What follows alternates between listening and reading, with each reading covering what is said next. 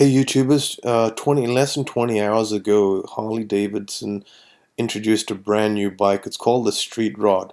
So this bike is less than 1 day old, and I want to quickly talk about this bike and give you my thoughts.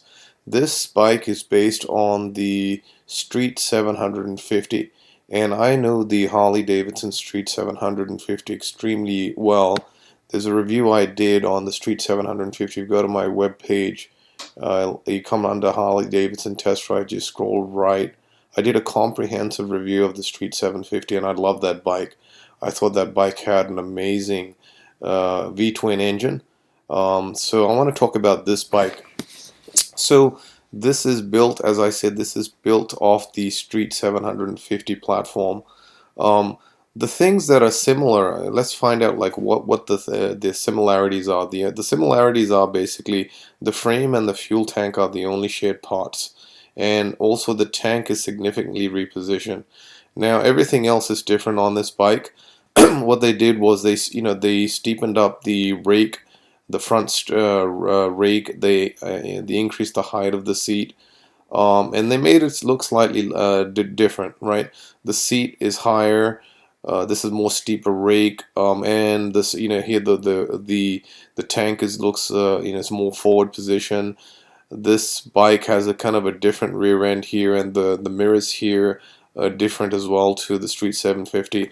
So I personally think this bike is, and they also increased the power by 8%.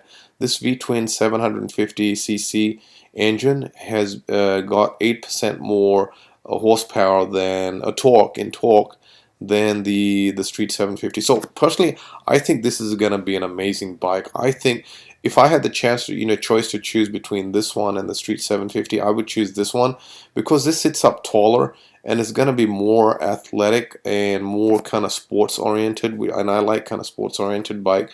The Street 750 is more of a cruiser.